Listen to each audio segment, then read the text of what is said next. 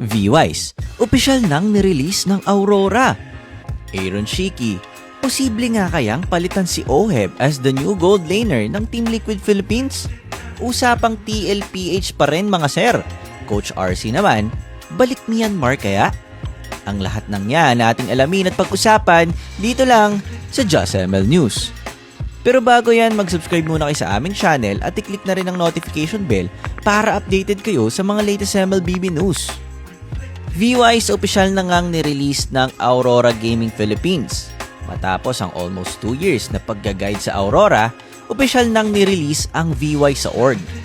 Masasabi nga natin na ang V-Wise ang somewhat naging backbone ng Aurora. Hindi naman kasi talaga matatawaran ang experience at utak ng dalawang ito pagdating sa in-game.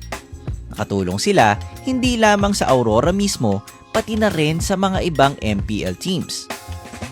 Nagsimula as influencer noong madraft sa Aurora noong July 16, 2024. Simula noon, talagang nai-apply na ng V-Wise ang kanilang karanasan sa Aurora mismo. Kung inyo nga matatandaan mga sir, sila lang naman ang bumago sa buong sistema ng MLBB. Nagpamalas ng strategy na hanggang ngayon ay ginagamit pa rin kung minsan.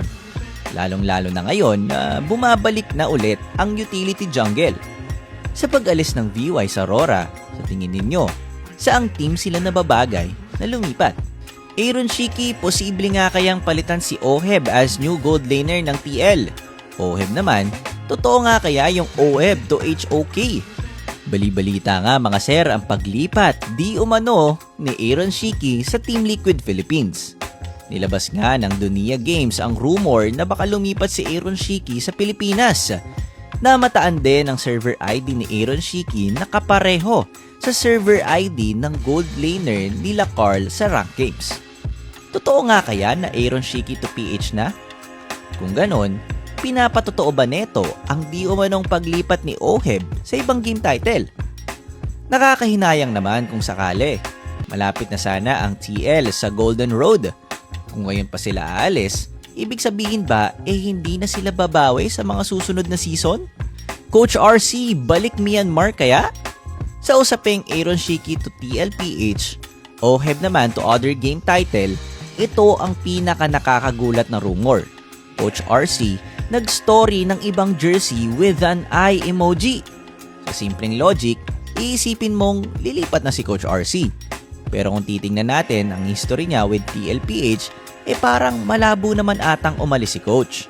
Baka naman nagagandahan lang mga tropa sa jersey kaya in-story. Tiningnan din natin kung anong team ang kakulay ng jersey na iyon. Sa unang tingin, masasabi mong alter ego dahil sa color combination ng jersey. Pero kung inyong matatandaan, sobrang lapit ni Coach RC sa Myanmar. Posible nga kaya na balik Myanmar si Coach matapos ang almost Cinderella run nila ng Team Liquid Philippines? At yan nga mga mainit na balita sa MLBB scene. Kaya kung gusto mo ng news, contents, and tournaments, follow Just ML. Kasi basta ML, Just ML!